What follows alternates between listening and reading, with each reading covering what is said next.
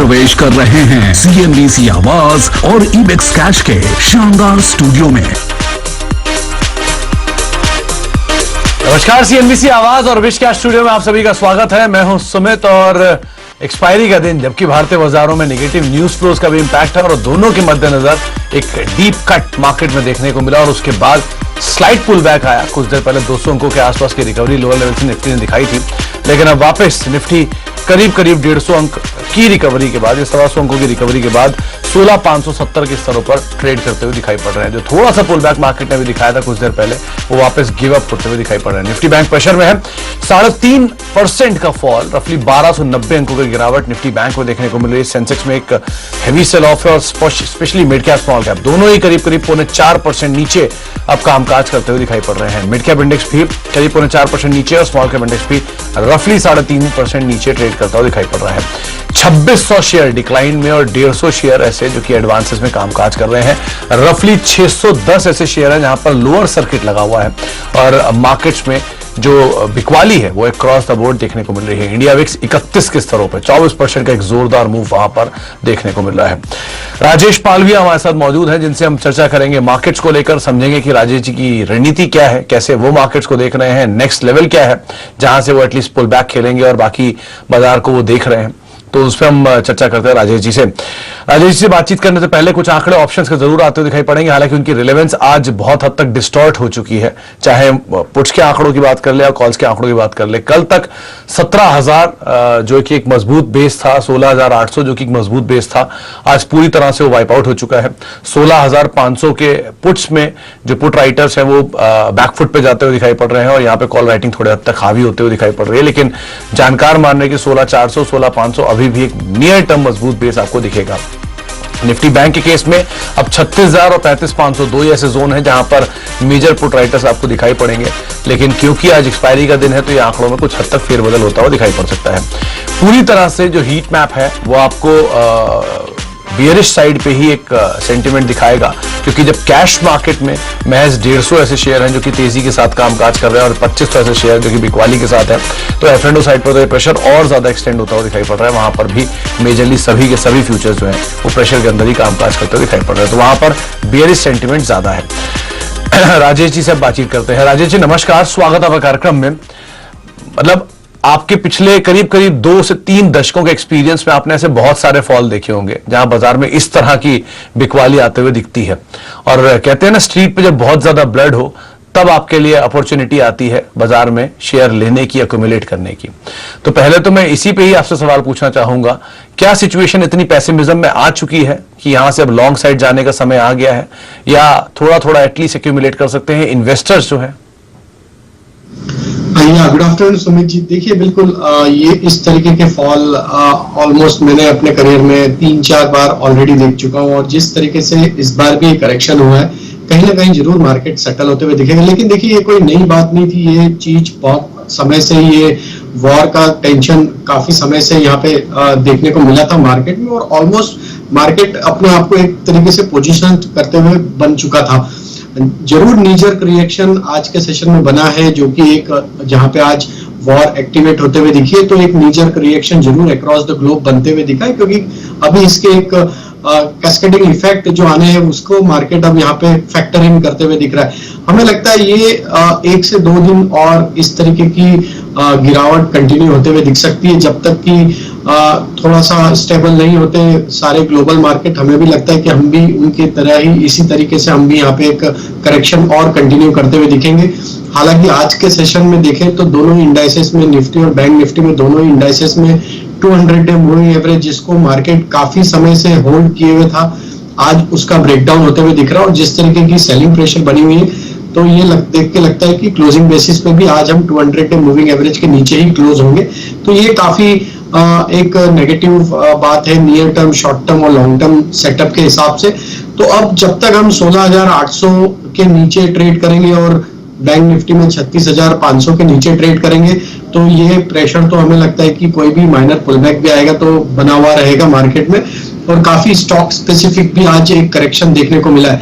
जरूर मार्केट में काफी बड़ा करेक्शन हो चुका है। हम ऑलमोस्ट अगर हम देखें अपने मार्केट में, यहाँ पे इंडियन मार्केट में, तो दिसंबर से देखें तो दिसंबर 21 से देखें तो एक करेक्शन का दौर यहाँ पे कंटिन्यू होते हुए दिख रहा है और वो अभी भी यहाँ पे बरकरार है और एफआई की सेलिंग भी यहाँ पे कंटिन्यूस बेसिस पे देखने को मिल रही है। हमें लगता है कि कहीं ना कहीं अब हम जिस तरीके से आज के करेक्शन के बाद 16,400 के आसपास आ चुके हैं, हमें लगता है 16,400 से लेके 16,100 ये एक रेंज रहेगी जहां पे मार्केट कहीं ना कहीं एक सपोर्ट ढूंढने की बिल्कुल कोशिश करेगा। और इसके आसपास हमें लगता है कि अगर मार्केट मिलता है, इस रेंज में मिलता है, तो बिल्कुल अच्छे क्वालिटी स्टॉक्स को एक्यूमुलेट करने का टाइम है। ये वॉर काफी लंबी नहीं चलेगी, जो भी है इसका इम्पैक्ट हमें लगता है अगले 4-5 दिनों में कहीं ना कहीं कूल ऑफ होते हुए दिखेगा। तो 16,100 से 16,400 ये रेंज हम सजेस्ट करेंगे, इसके आसपास आएगा मार्केट तो ही बाय करेंगे और अच्छे क्वालिटी स्टॉक्स पे फोकस करेंगे जहां पे एक अच्छा बड़ा करेक्शन हमने पिछले कई दिनों में देखा है। चलिए, तो दो चीजें बिल्कुल साफ, बाजार में गिरावट आई है, पहले भी आती है और इस तरह की गिरावट राजेश जी ने अपने करियर में कई बार देखी है, तो एक गिरावट मिलेगी आपको। 16,100 16,400 वो जोन्स हैं जो उनको नियर टर्म में सही लग रहे हैं। और एक सबसे इंपॉर्टेंट चीज जो अंडरलाइंग है वो ये कि क्वालिटी स्टॉक्स के साथ रहिए, ताकि जब कभी बाजार पुल बैक दिखा जाए तो क्वालिटी सबसे ऊपर निकल कर आएगी। महज एक फ्यूचर है जो कि तेजी में है और बाकी सभी फ्यूचर, करीब करीब 200 फ्यूचर बिकवाली के साथ अभी कामकाज करते हुए दिखाई पड़ रहे हैं। राजेश जी, निफ्टी बैंक पर आपने अपना रुख रवैया रख दिया, बाजार पर अपनी राय बता दी। अब इंडिविजुअल स्टॉक्स, कहीं आपको लग रहा है कि शायद पुल बैक आएगा तो तेज आएगा, या कहां पर अभी भी आपको लगता है कि इस डीप कट के बावजूद शॉर्टिंग बन सकती है? नहीं, देखिए सुमित जी, पुल बैक के चांसेस तो आज कम ही लग रहे हैं, क्योंकि जिस तरीके का आज सेल ऑफ हुआ है और आज एक्सपायरी का डेट था, तो काफी कुछ एडजस्टमेंट होते हैं मार्केट के। ऑलरेडी आज वो सारे जो सपोर्ट काफी बड़ा, देखिए पुट राइटर्स का भी जो कंसंट्रेशन था वो भी आज रिस्क पे है, तो कहीं ना कहीं पोजीशन एडजस्टमेंट है। तो हमें लगता है स्टॉक स्पेसिफिक अभी तो प्रेशर रहेगा और कुछ स्टॉक्स है जहां पे हमने आइडेंटिफाई करें जहां पे शॉर्ट का ट्रेड लिया जा सकता है, जिसमें एक सीमेंट स्पेस में हमें अंबुजा सीमेंट का स्ट्रक्चर वीक लग रहा है और हम चाहेंगे कि यहाँ पे अंबुजा सीमेंट में एक शॉर्ट पोजीशन बनाई जा सकती है। हालांकि स्टॉक सब करेक्ट हो चुके हैं, अभी जो भी रिकमेंडेशन है, जो हाई रिस्क ट्रेडर है वो ही इन ट्रेड्स को इनिशिएट करें, क्योंकि मार्केट में जिस तरीके की वॉलेटिलिटी, जिस तरीके से विक्स हाई साइड पे है, तो वॉलेटिलिटी तो रहेगी, तो जो हाई रिस्क ले सकते हैं वही ये ट्रेड इनिशिएट करें। अदरवाइज एडवाइस ये होगी कि थोड़ा साइड लाइन में भी रहेंगे तो कोई दिक्कत नहीं है, मार्केट को थोड़ा सेटल होने देंगे। लेकिन अंबुजा सीमेंट का जो सेटअप वीक हुआ है, हमें लगता है यहाँ पे शॉर्ट किया जा सकता है। 307 के आसपास नेक्स्ट मंथ के फ्यूचर ट्रेड कर रहे हैं, इसमें शॉर्ट पोजीशन ली जा सकती है। स्टॉप लॉस रखेंगे करीब 312 रुपए का और लोअर साइड के टारगेट हमें लगता है 295 से 290 तक आते हुए दिख सकते हैं। जो दूसरा सेगमेंट जो कि एक करेक्शन के दौर से ही गुजरते हुए दिख रहा था, उसमें हमें फार्मा स्पेस में लुपिन का सेटअप नेगेटिव लग रहा है। ये स्टॉक पे भी शॉर्ट का ही ट्रेड हम यहाँ पे सजेस्ट करेंगे। काफी वीक स्ट्रक्चर हो चुका है across all time frame Lupin का, और लुपिन में जिस तरीके से आज भी एक कट देखने को मिल रहा है, हमें लगता है ये स्टॉक में और भी करेक्शन एक्सटेंड होते हुए दिख सकता है। 722 के आसपास नेक्स्ट सीरीज के फ्यूचर ट्रेड कर रहे हैं, इसमें शॉर्ट करेंगे और इसमें स्टॉप लॉस रखेंगे करीब 735 का और लोअर साइड के टारगेट हमें लगता है इसमें 700 रुपए तक आते हुए दिख सकते हैं। तो ये दो स्टॉक्स हैं जिन पे हम शॉर्ट करने की सलाह देंगे अभी। ओके, तो लुपिन और अंबुजा दो नाम ऐसे हैं जहां पर आप बिकवाली करके चल सकते हैं। राजेश जी का मानना है कि शायद थोड़ा सा और डाउनसाइड यहां खुलता हुआ दिखाई पड़ सकता है। 290 के जोन्स पे कहीं आपको अंबुजा आता हुआ दिखाई पड़ेगा और लुपिन 700 रुपए के टारगेट्स के लिए आप बिकवाली कर सकते हैं। 735 का एक स्टॉप लॉस यहां पर मेंटेन कर सकते हैं। अच्छा राजेश जी, एक दो नाम देखिए जहां पर आज थोड़ा सा मूव आया है। पहला तो United Spirits on the verge of ये स्टॉक है ग्रीन में आने के।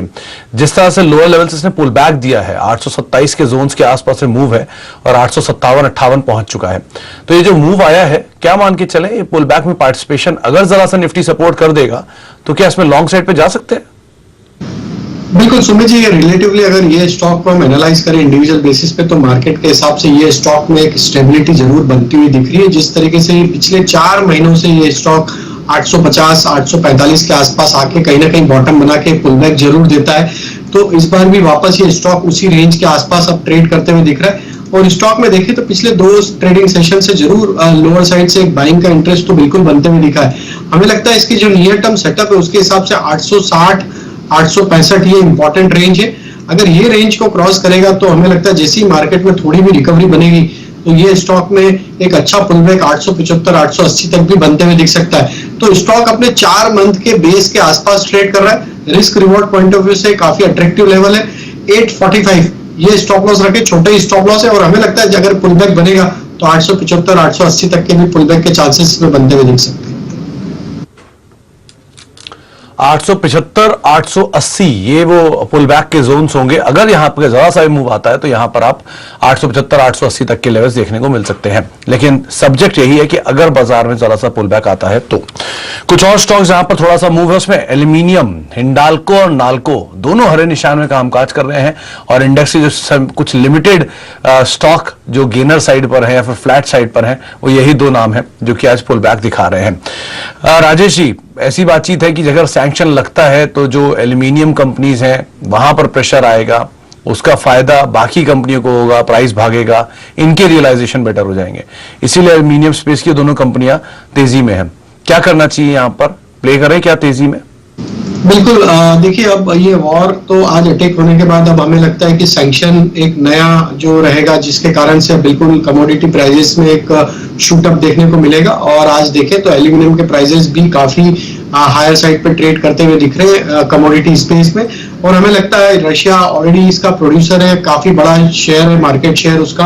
तो हमें लगता है अगर इस तरीके के सैंक्शन यहाँ पे इंप्लीमेंट होते हैं तो हमें लगता है यहाँ पे एल्यूमिनियम के प्राइसेस बढ़ेंगे। तो इसमें नेशनल एल्यूमिनियम बिल्कुल क्लियर कट जिस तरीके से यहाँ पे देखें, अगर पिछले दिनों में लोअर साइड पे एक अच्छा बाइंग इंटरेस्ट बना हुआ है, 117 118 का हायर साइड का रेजिस्टेंस अगर ये क्रॉस कर लेता है तो नाल्को में हमें लगता है 125 तक की भी अपसाइड यहाँ पे बहुत जल्द देखने को मिल सकती है। हिंडाल्को का भी अगर हम सेटअप देखें तो स्टॉक पॉजिटिव है। इस वोलेटाइल मार्केट में भी ये स्टॉक 20 डे मूविंग एवरेज के आसपास ट्रेड करते हुए दिख रहा है, जो कि दिखाता है कि इसमें near term, short term, medium term setup के हिसाब से स्ट्रेंथ अभी भी बरकरार है। और हमें लगता है कि बिल्कुल ये न्यूज इसके लिए पॉजिटिव होगी। अगर ये सैंक्शन की न्यूज आती है तो हिंडाल्को और नेशनल एल्यूमिनियम दोनों स्टॉक में एक अपमूव बनेगा। हिंडाल्को में हमें लगता है कि जिस तरीके के सेटअप है तो 510 का स्टॉप लॉस रखे और अपसाइड में 540 तक की भी अपसाइड इसमें कंटिन्यू हो सकती है। तो नाल्को और हिंडाल्को दोनों बाय किए जा सकते हैं स्टॉप लॉस। तो नाल्को हिंडाल्को आप बाय के लिए जाएंगे, लेकिन हिंडाल्को ज्यादा बेटर पोजीशन में इसलिए भी है क्योंकि नाल्को ऑलरेडी बढ़िया तेजी लोअर लेवल से इसी ट्रिगर पर दिखा चुका है। हिंडाल्को में उतना मूव नहीं था, तो आधा % के आसपास की तेजी हिंडाल्को में इसीलिए, और नाल्को अभी भी मोरलेस फ्लैट स्टोन पे ही है। लेकिन राजेश जी, दूसरी तरफ अगर बाकी मेटल देखें तो उसमें प्रेशर है। मिसाल तौर पे जेएसपीएल देखिए, करीब करीब 4% नीचे अभी भी कामकाज कर रहा है और बढ़िया अनवाइंडिंग यहां पर देखने को मिल रही है। तो नॉन एल्यूमिनियम स्टॉक्स जो है स्टील के, चाहे टाटा स्टील हो चाहे जेएसपीएल हो, इनमें क्या करना चाहिए? अगर आप हिंदुस्तान कॉपर को देख लें वहां पुल बैक है, बाकी लेकिन जो मेटल की कंपनियां उनमें प्रेशर है, इनमें कैसे प्ले करें? जी बिल्कुल, तो सुमित जी देखिए स्टील कंपनियों में तो जरूर एक ब्रेकडाउन देखने को मिला और आज के फॉल के बाद जेएसडब्ल्यू स्टील हुआ, सेल हुआ, जिंदल स्टील एंड पावर, सभी स्टॉक्स में एक अच्छा बड़ा कट देखने को मिला और सारे स्टॉक्स ने अपना नियर टर्म सपोर्ट एरिया अब तोड़ दिया है और उसके नीचे अब सस्टेन होते हुए दिख रहे हैं। तो जिंदल स्टील एंड पावर का अगर हम सेटअप की बात करें तो स्टॉक अब 50 डे मूविंग एवरेज के नीचे फिसलते हुए दिख रहा है और जिस तरीके से अब स्टॉक 400 के नीचे ट्रेड कर रहा है, हमें लगता है ये स्टॉक में और भी प्रेशर बन सकता है, जो कि स्टॉक को 370 365 की तरफ भी लेके जा सकता है। तो यहाँ पे थोड़ा अगर 2-4 रुपए का पुल बैक आता है तो 395 के स्टॉप लॉस से शॉर्ट करें नेक्स्ट मंथ के फ्यूचर। लोअर साइड के टारगेट होंगे 370 365 तक के। 365 370 के टारगेट्स के लिए आप शॉर्ट कर सकते हैं, लेकिन पुल बैक को प्ले करें वहां पर शॉर्ट करने के लिए। चलिए, ब्रेक का वक्त हो गया है, लेकिन निफ्टी अभी भी वापस एक दायरे के अंदर आ चुका है। करीब करीब 16,562 का स्तर देखने को मिला है। इनफैक्ट कुछ देर पहले जब 11 बजे के अराउंड ये इंडेक्स यहीं पर ही था, वहां से पुल बैक आया, लेकिन उसके बाद वापस इसी रेंज के अंदर ट्रेड करता हुआ दिख रहा है। ब्रेक का वक्त है, ब्रेक के बाद लौटते हैं, मार्केट्स पर और बातचीत करते हैं। एक सस्ता ऑप्शन जानेंगे राजेश जी से, एटलीस्ट शॉर्ट साइड पे ही जाइए, लेकिन कौन सा ऑप्शन उन्होंने चुना, एक छोटा सा ब्रेक के उस पर।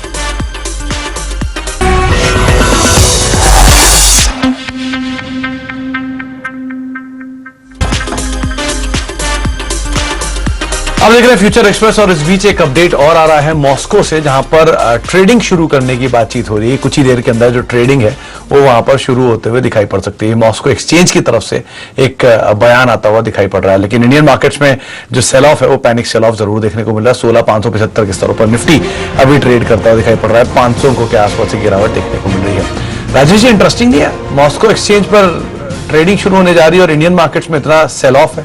जहां पे वॉर है वहीं ट्रेडिंग हो रही है और जहां पर अभी सिचुएशन दूर है वहां पर इतना ज्यादा सेल ऑफ है।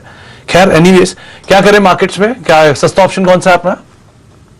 तो देखिए सुमित जी, हमें लगता है कि फार्मा सेक्टर में जिस तरीके से पूरे सेक्टर में एक वीकनेस बनी हुई है, उसी में से हमें जो स्टॉक यहाँ पे वीक लग रहा है आज के सेलिंग के बाद, वो है डिवीज लैब का। स्टॉक में आज 20 डे के नीचे फिसलते हुए दिख रहा है। जिस तरीके से अब स्टॉक में आज 4% का कट है, तो हमें लगता है यहाँ पे 4000 का पुट मार्च सीरीज का बाय करना चाहिए, जो कि अभी ट्रेड कर रहा है करीब 136-138 के रेंज में।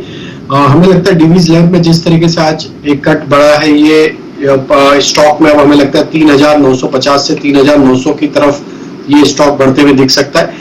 तो डिवीज पे हमारा व्यू बेरिश है अभी करंट लेवल पे, और हम यहाँ पे 4000 का पुट बाय करने की सलाह देंगे। 136-138 के आसपास है। इसमें हम टारगेट एक्सपेक्ट कर रहे हैं करीब 160 से लेके 165 तक के, और स्टॉप लॉस होगा करीब 120 का। तो डिवीज लैब की 4000 की स्ट्राइक का पुट बाय करने की सलाह है। 4000 की पुट बाय करने की सलाह ये मार्च की है। 135 के स्तरों पर भी कामकाज कर रही है और ये 160 के टारगेट्स यहाँ पे राजेश जी देख रहे हैं। इसके अंदर 120 का एक स्टॉप लॉस आप मेंटेन कर सकते हैं, लेकिन इस पुट में आप खरीदारी कर सकते हैं 4000 के। राजेश जी का मानना है कि इंडिविजुअली स्टॉक जो है वो 3900-3950 के जोन्स के अंदर आता हुआ दिखाई पड़ सकता है। यहाँ पर शायद थोड़ी और बिकवाली बढ़ते हुए दिखाई पड़ेगी डीवी स्लैब में, तो इसीलिए आप पुट के अंदर खरीदारी करके चल सकते हैं। 160 के टारगेट्स के लिए 120 का एक स्टॉप लॉस यहां पर मेंटेन कर सकते हैं। बहुत बहुत शुक्रिया राजेश जी हमारे साथ मौजूद रहने के लिए, इस बाजार में इस स्थिति में आपका ये विजडम हमें बताने के लिए, एक्सपीरियंस शेयर करने के लिए और मार्केट्स पे अपनी राय रणनीति हमें समझाने के लिए। बाजार में बिकवाली है और इस बिकवाली के बीच में डे लो से फिर भी थोड़ा सा मार्केट ने पुल बैक दिया। 100 अंकों के पुल बैक के बावजूद अभी भी ट्रेड होता दिखाई पड़ रहा है एक रेंज के अंदर। चलिए, अब फ्यूचर एक्सप्रेस को नहीं समेटेंगे, लेकिन ब्रेक पे जाने से पहले आपको बता दें सीएनबीसी आवाज और नेशनल स्टॉक एक्सचेंज की एक खास मुहिम इन्फॉर्म्ड इन्वेस्टर, जहां पर आप हमारे जो इस खास मुहिम के जरिए हम आपकी कोशिश करते हैं कि निवेशकों को कम से कम लॉस हो।